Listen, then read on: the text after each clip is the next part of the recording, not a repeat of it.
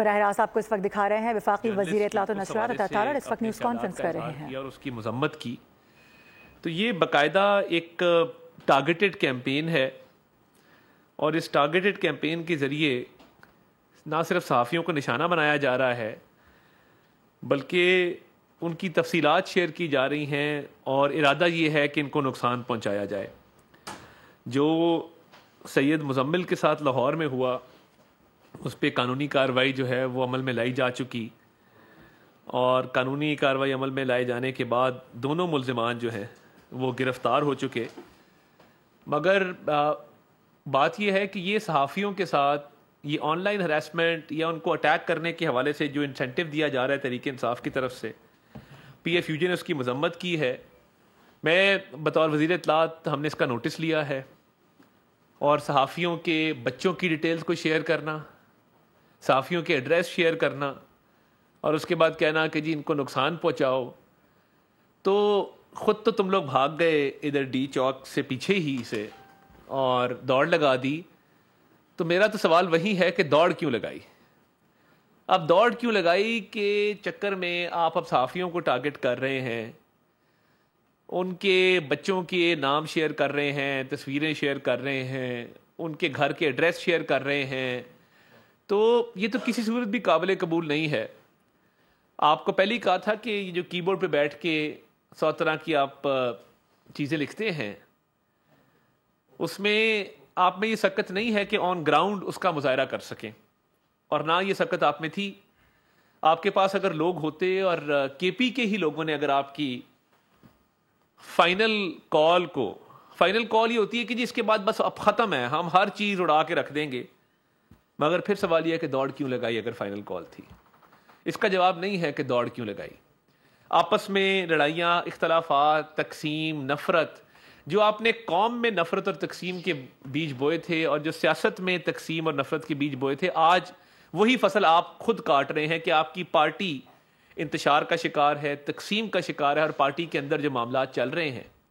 آج میں بڑا خوش ہوں کہ خیبر پختونخوا کے حکومت نے، ان کے وزراء نے سول نافرمانی کی کال کا ہے کہ یہ مناسب نہیں ہے، اور انہوں نے بانی چیئرمین پی ٹی اے کی اس کال پہ عمل درآمد نہ کرنے کا فیصلہ کیا. اور جن ممبران نے یہ انیشیٹو ٹیک اپ کیا ہے کے پی کے اندر، وہ مبارکباد کے مستحق ہیں. اور میں سمجھتا ہوں کہ پہلی دفعہ کسی نے قومی مفاد کو سیاسی مفاد پر ترجیح دی ہے. تو یہ صحافیوں کے خلاف ان کے نام، ایڈریس، بچوں کی ڈیٹیل شیئر کر کے ان پر حملہ آور ہونے کی جو ترغیب دی جا رہی ہے، اس کا نوٹس لے لیا گیا ہے. وہ اکاؤنٹس وہ لوگ آئیڈینٹیفائی کر لیے گئے ہیں، کسی ایک کو بھی نہیں چھوڑا جائے گا. میں بڑا کلیئرٹی کے ساتھ یہ بات واضح کرنا چاہتا ہوں. جو کوئی اس کے پیچھے، اور دیکھیے کچھ لوگ ہیں جو صحافت کی گارب میں وہ اپنا سکور سیٹل کر رہے ہیں، وہ اپنی ہی برادری کے لوگوں کے خلاف اس کیمپین میں ملوث ہیں. تو ان کے لیے بھی یہ وارننگ ہے کہ یہ کام چل نہیں سکتا کہ آپ گھروں تک پہنچیں، لوگوں کے، ان کی فیملیز تک پہنچیں. یہ سیاست ہے. سیاست کے اندر تو ہمیں تو یہ تربیت دی گئی تھی کہ ایک دوسرے کے غم میں شریک ہوتے ہیں، ایک دوسرے کا ہاتھ بٹاتے ہیں، اور ملکی مفاد میں اکٹھے ہو کر آگے چلتے ہیں. یہ جو ایک ٹولہ پیدا کر دیا گیا ہے، اس ٹولے کی جو کوشش ہے کہ لوگوں کے گھروں تک جائیں، ان کی فیملیز تک پہنچیں، تو یہ قابل قبول نہیں ہے. شناخت ہو رہی ہے اور ڈیٹا بھی اکٹھا ہو رہا ہے، اور ڈیسائسو ایکشن ہوگا. جب میں ڈیسائسو ایکشن کہتا ہوں، فیصلہ کن آپ کے خلاف جو ہے وہ کارروائی ہوگی، اور ایگزامپل سیٹ کیا جائے گا کہ آئندہ کوئی کسی کو، صحافی کو یہ نہ کہہ سکے کہ ہم آپ کے گھر تک آئیں گے، آپ کے بچوں کا ہمیں پتہ ہے، آپ کے گھر کا ہمیں پتہ ہے. تو یہ معاملہ اتنی آرام سے جانے نہیں دیا جائے گا. ہم نے اس پہ فیصلہ کر لیا ہے، اور وزارت داخلہ کے ساتھ مل کے بھرپور کارروائی جو ہے وہ عمل میں لائی جائے گی، اور آپ کے سامنے وہ چہرے لے کے آئیں گے. اس دفعہ جس طرح وہ جب منشیات کے کیسز میں نہیں مجرم پکڑتے، آپ کے سامنے کھڑا کریں گے سب کو لائن میں کہ جی یہ لوگ ہیں جنہوں نے یہ کام کیا، اور لوگوں کے گھروں کی، فیملیز کی اور ڈیٹیل وغیرہ شیئر کی. تو اس پہ زیرو ٹالرنس ہے اور ڈیسائسو ایکشن ہے. اب یہ جو ٹولہ ہے یہ آج کل کہہ رہا ہے جی پاکستانی پروڈکٹس کا بوائیکاٹ کرو. اب پاکستانی پروڈکٹس جو لوور مڈل کلاس غریب آدمی افورڈ کر سکتا ہے، اور نام کیا دیا جا رہا ہے جی یہ دیکھیں یہ جو فوجی فاؤنڈیشن بنا رہی ہے. اب یہ ان کی کہ جو فوجی فاؤنڈیشن ہے 80% سے اوپر اس میں سویلینز ہیں، پہلی بات. دوسری بات یہ کہ آپ کو یہ خیال تو نہیں آیا کہ آپ کہتے ہیں کہ جی فلاں پروڈکٹس کو بوائیکاٹ کیا جائے کیونکہ آپ کا آبویسلی وہاں پہ رشتہ ہے, آپ کے فارمر ان لاز ہیں اور وہ فنڈ کرتے ہیں جو فلسطین میں مظالم ہو رہے ہیں, وہ ان کی طرف سے کبھی آپ کو آواز نہیں آئے گی, یا نہ یہ زیک گولڈ سمتھ کی کسی بھی ٹویٹ کو جو وہ فلسطین کے خلاف اور اسرائیل کے حق میں کرتا ہے اس پہ کبھی یہ بات نہیں کریں گے.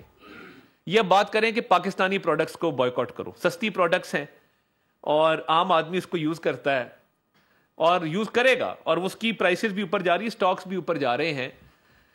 یہ بیسیکلی ایک جو بیرونی ایجنڈا ہے نا پاکستانی فوج کے خلاف اور پاکستان کے خلاف, اس کا نہ صرف پرچار کر رہے ہیں, اس کو آگے لے کے چلنے والے یہ لوگ ہیں.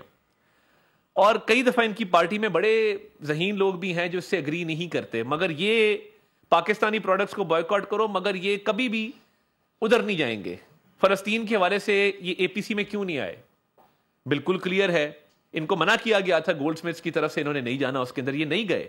ساری پارٹیاں آئی ہیں مگر یہ نہیں گئے فلسطین والی اے پی سی میں, کیونکہ ان کی انا کی بھی بات نہیں ہے, نہ ان کی سیاست کی بات ہے کہ جی ہم آپ کے ساتھ بیٹھنا نہیں چاہتے. یہ مسئلہ نہیں ہے.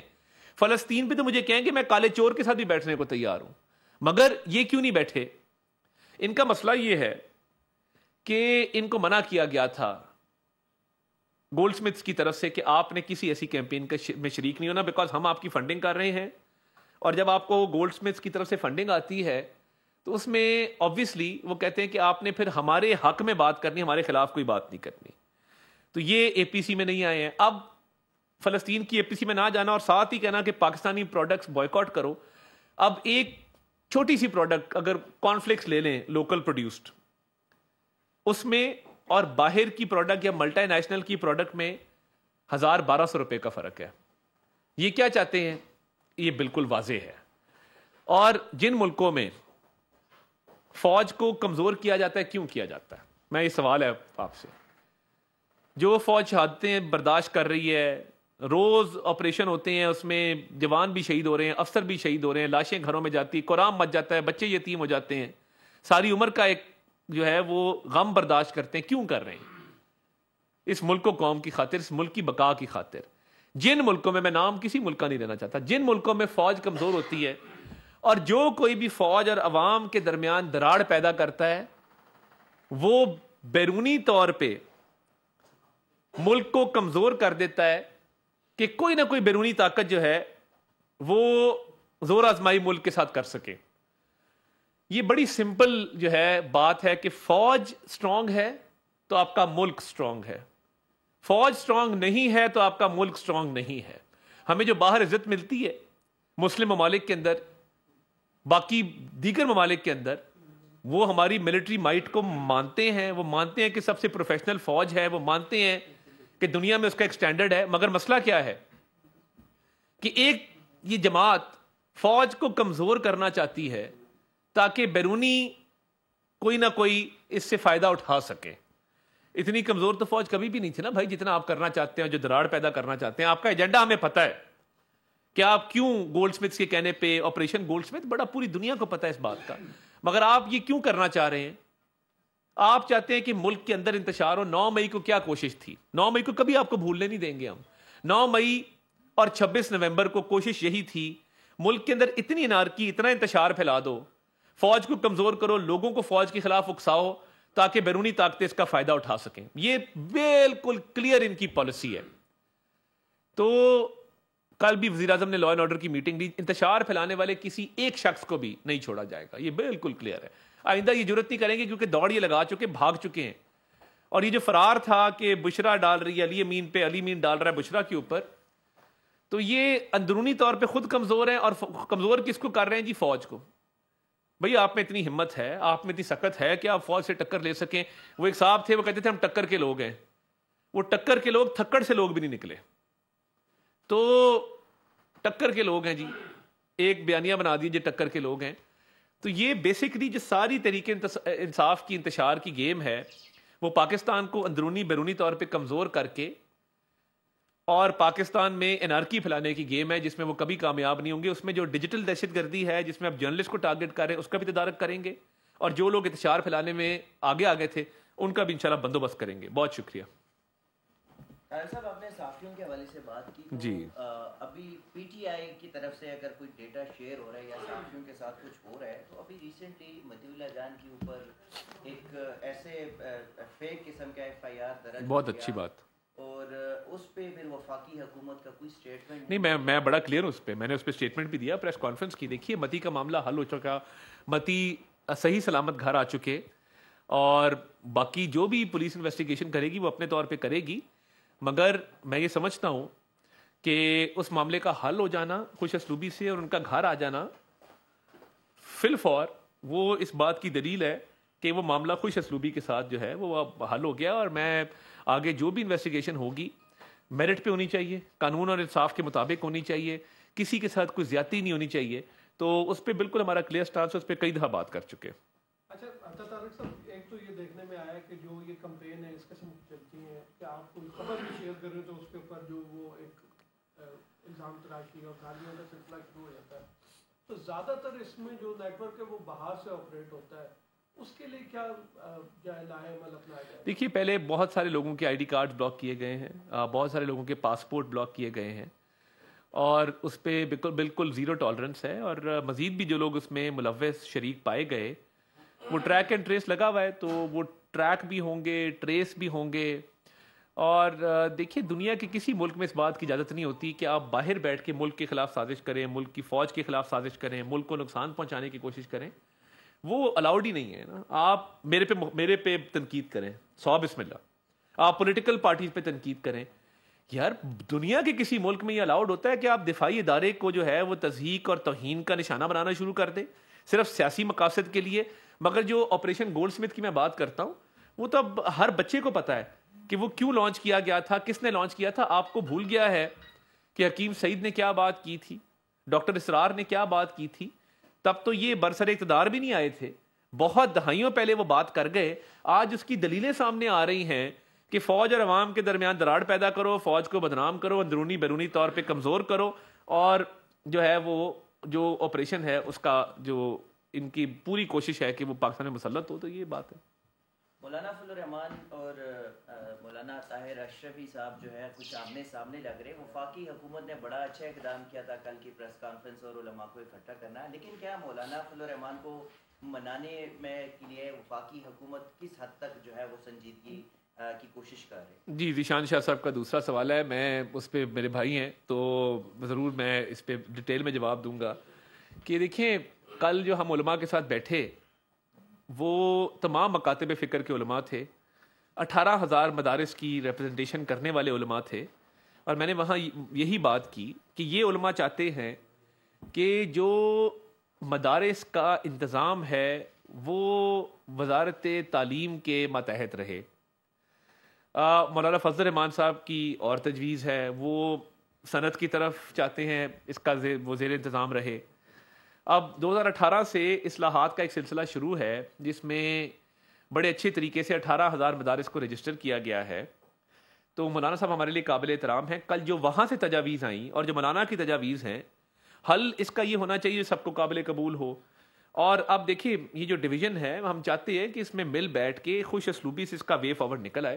تو کوشش ہوگی کہ ایسا حل نکالا جائے جس پہ سب مانتے ہوں, تمام مکاتب فکر, تمام جو مدارس کے جو محتمم ہیں وہ, اور ایک ایسا حل جو قومی مفاد میں بھی ہو اور مدرسے کا جو طالب علم ہے اس کو نقصان نہ ہو. وہ ایسی چھتر چھایا میں ہو کہ وہ ایجوکیشن ڈپارٹمنٹ سے بھی فائدہ اٹھا سکے, وہ سائنٹسٹ بن سکے, انجینئر بن سکے, ڈاکٹر بن سکے, اور وہ زندگی میں آگے بڑھ سکے. تو کسی بھی مدرسے کے طالب علم کو نقصان نہیں ہونا چاہیے اس بات کا کہ وہ مدرسے سے فارغ التحصیل ہے. بہت شکریہ جی, تھینک یو.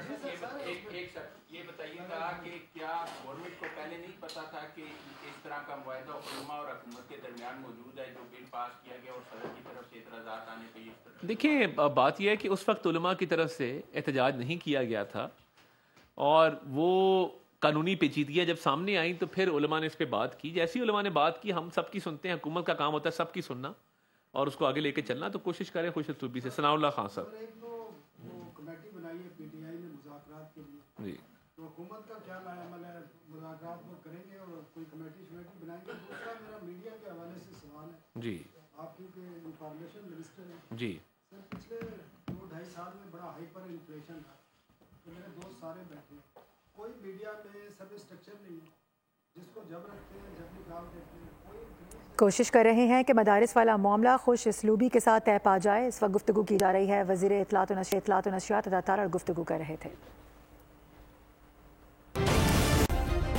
سبسکرائب کریں اور بیل دبائیں تاکہ کوئی خبر رہ نہ جائے.